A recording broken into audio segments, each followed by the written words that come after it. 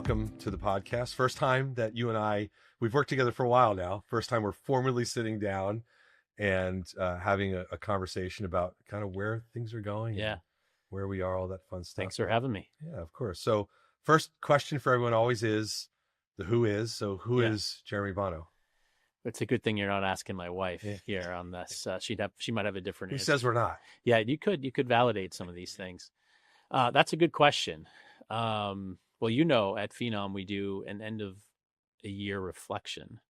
So I actually, in preparation for this, kind of went back and was like, who actually am I? Who do I want to be? No, seriously, I think I've been in this space a long time, and I want to have an impact. I want to make a difference in the people that I work with. So I think number one, it's about impact with those that are in my life, whether it's at work or at home.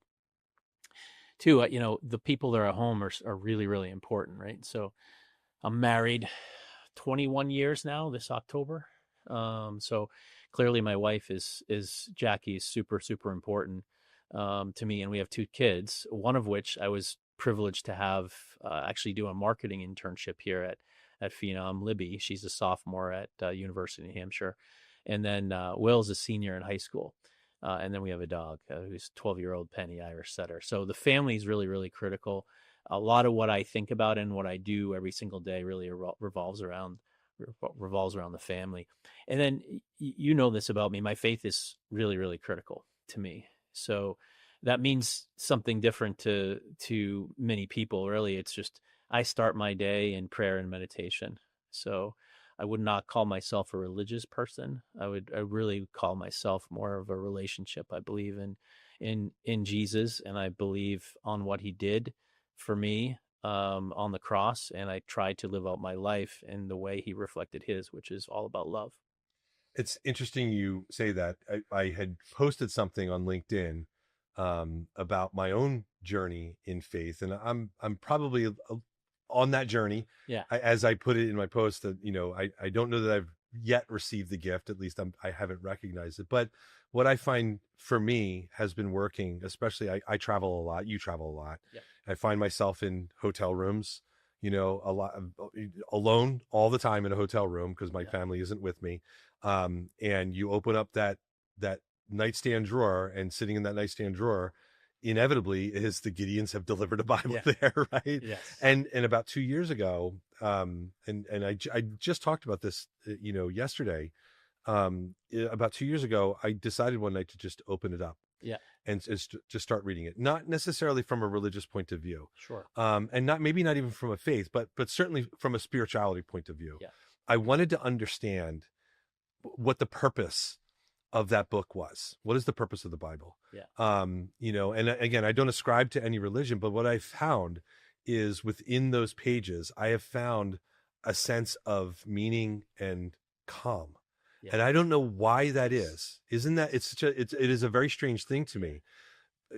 I was raised Catholic, but certainly not practicing anymore in my life. But how do you, if you're willing to talk about it, like your faith, your religion, like why does it give you that you talk about, that you meditate on it? Like, why does it ground you? Well, I think if you look in this world, I mean, this world's a bit chaos, depending upon how much you dive into the chaos. So I think peace is really critical. And I think you're looking for meaning and purpose. Like you could ask these deep questions of like, where'd you come from? Where do we come from? Why are we here?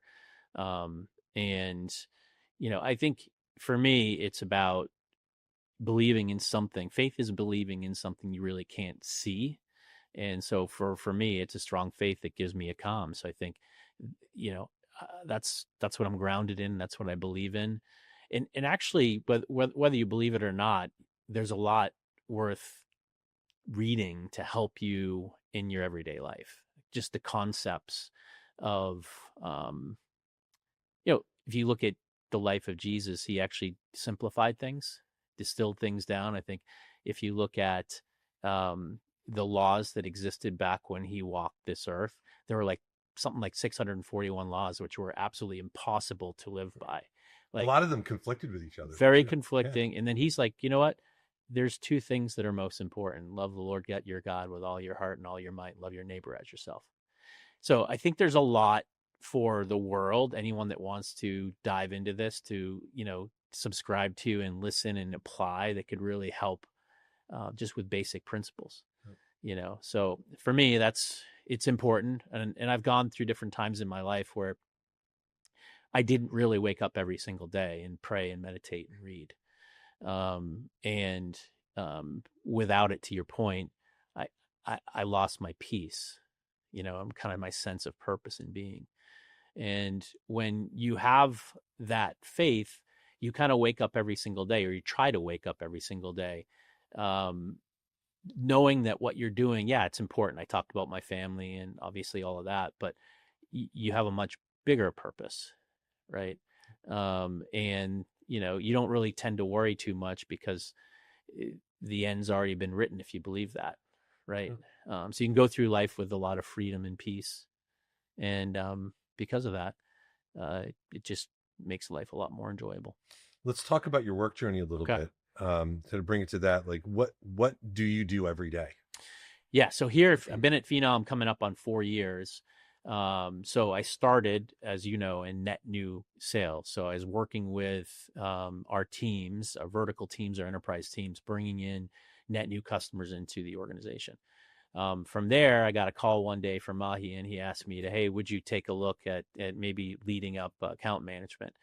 So that was back in May of last year. So I'm coming into the second year, leading the account management teams in North America. And you know this, but that represents, I think, about 80% of our business. Yeah. So it's a sizable business, is 470 or so customers, and a lot of our revenue. So it's a challenge, every single day, but that's what we wake up doing. Account management at Phenom really is focused on how do we work with our partner with our customers, to extract value out of the platform. So what's the strategy? What's the plan?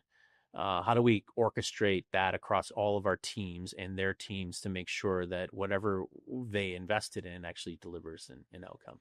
Yeah, and we're obviously an applied AI company, so there's lots of AI in what we do, the what we call core traditional AI, machine learning, things like that. Now generative AI, now agents are coming. How do you look at that? The evolution of technology, and look at it not from the lens of what's delivered, but look at the lens from how you view your organization. Like, how has it changed specifically the salesperson account management role in your view? Yeah. I mean, when I took over the organization, I would say it wasn't well defined anyway. And I don't mean any disrespect at all by that, but if you're going to go out and hire people, which is the number one problem that you need to solve when you take over a team, an organization, and a company, you have to define it. So you have to look at what the profile is that you're looking to hire for, and hopefully go attract and identify, attract, and hire those folks. So I think when I started, obviously AI has been there for a little while, but the pace of change it's crazy how fast things are changing. So I've tweaked our model a little bit. So I'm looking more. So there's probably three pillars. One, how well does the account manager understand the platform, right? So right there, they're going to have to understand how AI works because it's all throughout our platform, right? Two, it's, do they understand how to deliver an outcome, not just sell something, right? Not just be a good partner from a relationship perspective, but deliver an outcome, to the customer. And then three, I actually started to define an applied AI profile. So I based all of my scorecards on the book Who. You probably know that book. Just recently went back through it using AI, and put the scorecard into a couple models, and then started to tweak it and prompt it, because what I believe is what's going to happen is that if you know the SC role, right? And I've been an SC in my past. Solution consultant. Yep. Solution consultant. Yep. They're a lot closer to the product and the process. In the AM role or the sales role, you could even talk about this from a net new perspective, are going to combine, right? That's one of my core beliefs, right? And so thinking about that, creating a new scorecard to identify those types of skills and those types of experiences to hire the next day in. So what else is changing in terms of the role? I mean, like you've defined the three things that Yeah. you're looking for. Do you think all people could achieve those three things? Does it require different skills than, and it's okay either way. It's not about any one person, Yeah. but you're talking about like solutions consulting is not the same thing as traditional account management. Like how do you define the profile of a person and the skills they need to achieve that? I think the number one thing is, do they want to achieve it? So we're looking for like, because it's hard to find that skill set right now, right? It's either one sitting in one role or the other one sitting in another role. But you kind of figure out what you have and where your gaps are in terms of where you want to go, and then you build your enablement plan around it. It's not just about hiring, it's about looking at your existing talent and then determining like, all right, how do we help this team get to where we think we need to go, where we know we need to go in these cases. So you know and then there's the complexity around verticals and then levels of customers, or what we call tiers here.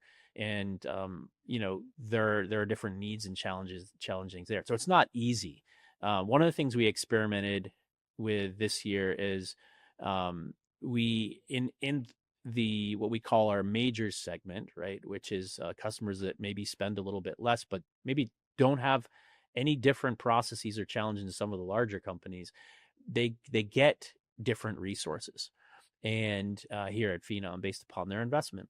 So I hired a account manager that had interest in and had experience in diving deeper into the product in helping fill the gaps with some of maybe the adoption needs that we have, that we drive with our customers. And that worked out pretty well. We've done it in like 2 or 3 different cases. So if we can identify those things, like from an AI perspective, it's really around like, how do you use AI to do your job? So if you can define a process, as you could pretty much apply automation and AI throughout it. So we're training people on that. We're also interviewing for it as well. So the last stage of our interview is a panel presentation. We actually want them to use AI to do the presentation. And Do you tell them that? don't tell them that. Right. I actually want to see. Well, now they're all going to know. But yeah, exactly. right. Yeah, exactly. Let's But see if they've done their homework. if they've done their homework, Watch the podcast, and then they'll know. and then they'll know. How do you get hired at Phenom? You use AI on your panel presentation. Right. You actually can tell those that are scripted and reading versus this more of a natural conversation like we're having here as well. So those are some of the thoughts that we have. I would have to pull out the scorecard to look at, all of the things that we're looking at it. But I think I added 2 more core sets of competencies to it. And it's around the 3 things that we talked about, right? And then how do you apply AI to every single one of those? How important, I'm going to go back to the first thing you said, Yeah. because that, in my own experience, and I can only speak from my experience in working with sales professionals, I typically see 2 kinds when it comes to your first guiding principle, which is, know the product. Yeah. Right. I see 2 kinds: those that know it deeply, and maybe they know it from a selling angle, but that's fine. And then I see those that don't really know it at all. Right. They're relying so heavily on the relationship building, the personality of themselves, that people want to buy from them because they're fun to work with, or they may seem knowledgeable, or they can bring people together, which is, there's nothing wrong with any of those attributes. But my question to you is, in this world of AI and applied AI and your second principle, which is outcomes, how important does it become for them to really know the product? So this about me, but maybe the rest of the folks watching this don't, is, I subscribe and train my team on a value selling outcome-based process. So if you think about, there's a rule of 5 with that, right? So you look at number 1, what's the business issue that you're solving? There's usually a set of problems, oftentimes mistaken as a business issue, but they're real problems. They're not the business issue. A business issue is, we need to, cut costs by $100 million, or we need to grow revenue by 30%, right? So they have to be really, really good at identifying the business issues. And then where the product comes in is the solution side, which is number 2. So if you can extract all of the business issues and the problems, you need to be able to map to a solution. And the solution isn't just about what we do, it's about what they have in their repertoire, to solve the problem. That could be existing solutions, it could be a competitive product, it could be Phenom. And if you know the product really, really well, then you can do the mapping, right? And then the third one is really around value. So you have to know what the product does in order to be able to extract the value from it. And I think we overcomplicate business cases. You know, they need to be really, really simple. And if they're simple to articulate, oh, okay, well, we just reduced hiring from 90 days to 9 and it unlocked $100 million worth of revenue. Well, I didn't need anybody else to come up with that. It's just, this is what the product does. So they need to be able to do all of that. And the last two, just, we won't spend any time on it, is really around like, who do you need to have that conversation with? So you need to be able to have a conversation with an executive or somebody within power that's going to sign off on this, or might say yes, or could say no. And lastly, you work with your customer to build a plan. And if you can do all of those things really, really well, you will be very successful in the craft of selling. And we had an offline conversation earlier today, and I want to bring some of that to this right now, because you just mentioned the executive conversation, right? And the idea that anyone can talk to an executive, I think, is wishful thinking. Yeah. Right. Tell us what you mean by have an executive conversation. So, I mean, first of all, we're all perfecting this. So, right, I am still constantly challenging myself on can I have an executive conversation? It depends upon who's sitting on the other side of the table, what you mean by an executive conversation. In the context of this, it's, if you can understand their business and have a business conversation about what they're trying to do, what services, what products, how do they drive revenue? Who are their customers? And you understand the customer intimately, that's a business conversation, right? It's not like, hey, Cliff, will you buy our, interview intelligence product so you can get this cool stuff when we talk to people? It'll be like served up to you in a transcript. Like, that's product conversation. A business conversation is really like, what are you trying to achieve? What are your goals and priorities as an organization? And how do you think you're going to get there? What are the ways that you think you can get there? And every company has a plan. And they're looking for ways to achieve that plan at pace. So the conversation really is around that. It's like, what's happening with their organization? What are they trying to achieve? Why are they trying to achieve it? When do they need to achieve it? Is it time bound? And how do they think about the value? What if they can do this? How do they unlock value for their employees, for their customers, for their shareholders? That's a totally different conversation than talking about a product. What does that require of a salesperson? Because there's a number of things that you just said that a lot of what you might hear in we'll call it a non-executive conversation, is the small talk piece, right? Yeah. It's here's what the product does. And people think that the product essentially sells itself. I mean, I think there's a belief that, and I asked our friend Ed LaPerche this question. Yeah. I interviewed him, does AI, eliminate the sales role? Like, does it eliminate salespeople? Because functionally it can deliver that information. Sure. But what's missing? Like, how important does storytelling that connects to their business become a focus of success? So you asked, the first question is simple. It's research. Like, we listened to a gentleman over here in the next room over, and I followed up with him. Like, you were very well versed in what you talked about. He simplified it down. He could go go as deep as you probably wanted to go with the people we had in the room. And he says, I spend 2 hours a day in research. So I subscribe to things, so they're pushed to him, and he goes out and finds things, and he spends time researching them. So it's about slowing down and learning your customers, listening to what they're saying, and then going out and acting as if you were part of their organization to understand it, in some cases better than they do, the people that we're talking to. And that's a challenge for every single, account manager, right? So, and then in terms of, AI AI enhances it. It gets you the information faster so you can have a more credible conversation. So if you tweak and your prompts appropriately, you can actually get to a place where you can extract information very, very quickly. So you can do it faster, which means you can have more meaningful conversations. And so that's a big change in the role, right? When you're talking about research, the accessibility of information Yep. is right there. But the art of it is knowing what you just said. It's almost like crafting the right question. Yep. How much does that apply to the in-person conversation? We'll call it in-person. It could be Sure. your Zoom or conference call, whatever. But Yeah. when you're talking to that executive and having that executive conversation, how important is it to really know how to ask good questions? It's critical. So, we spend a lot of money working with a third party called Visualize within the account management team to teach them this it's a questioning framework. At its basic core, I actually think it's more than that. It's more of like go-to-market alignment. So I've got a secret plan to hopefully get it out through the whole organization so we can help align the rest of the functions to the whole process that we talked about earlier with the power of 5. But from a baseline mastering the craft kind of role, it's everything, because you could ask a question and then you're listening and then you can follow up. So there's a framework that we teach them. It's called open, probe, confirm. You're asking me an open-ended question. You're probing a little bit more into, all right, tell me more. And then afterwards, you're teaching the account manager to confirm what they heard.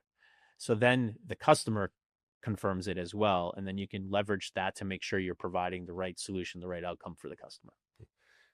Let's talk about your role as a sales leader a little bit. You've been in leadership positions for quite a long time. Yeah. At Phenom and certainly at other places. What has changed in terms of sales leadership? How are you looking at this role differently than you would have looked at it, say, 10 or 15 years ago? Wow, that's a good question. What's changed? I think the principles are the same. I think if you ask me about every single leadership role I've had, I've always come out of the other side of it, obviously learning a lot more. And I think the biggest thing is don't ever be satisfied with where you're at. I remember being in one leadership training, if you will. We brought all these leaders into a room and there was somebody that was speaking. He was a respected leader, and he actually said, I kind of thought I knew everything in the role that I'm in, and I was just like operating. And it was interesting to hear that person open up and be like, and then I realized they didn't know everything. And I'm like, I never think I know everything. And I'm again, not a critique per se, but it's just like, to be in leadership is to be a constant learner. You don't have all the answers, but you can extract those answers from people and in different places to get to the end result. So I think what I've learned about leadership, every role that I've had, is that the role, the title doesn't matter.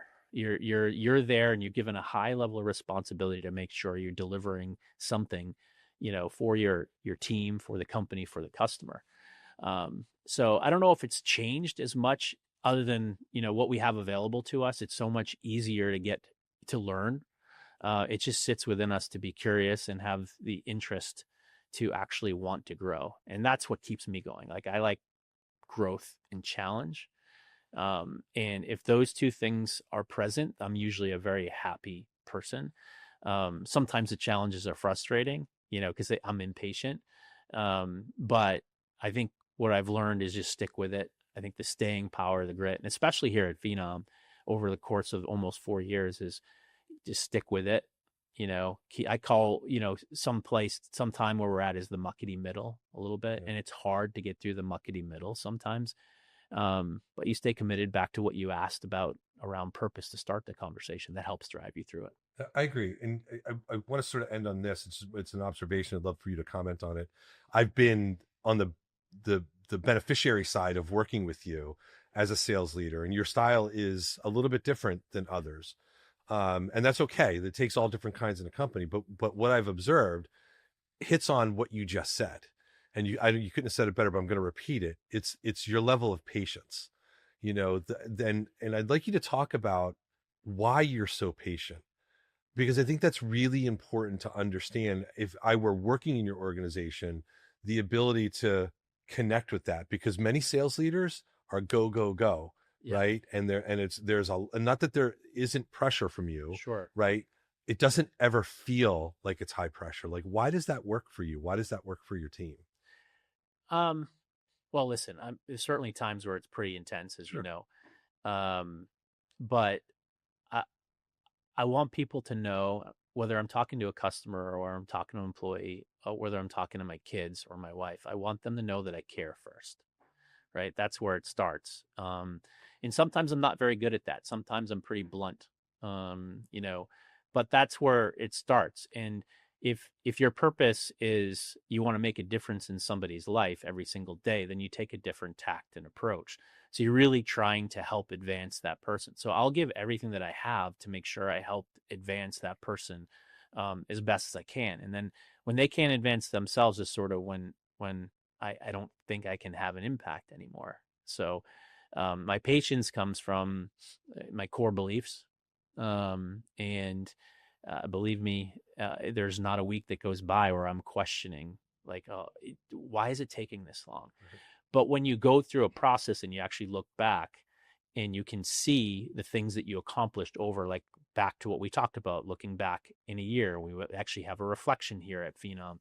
You actually can see and appreciate and take time to respect all the things that we did as an organization, as a team, and our part in that process, which helps you go through the next year and go through the process. It does. But serving things up quickly, I wish it was that easy. It's never been that easy in my life or in my career, Cliff. So I don't know. Maybe I'm just built for this stuff. I'm not sure. I think that's a great place to end it. Jeremy, thank you for spending time with us. Appreciate it.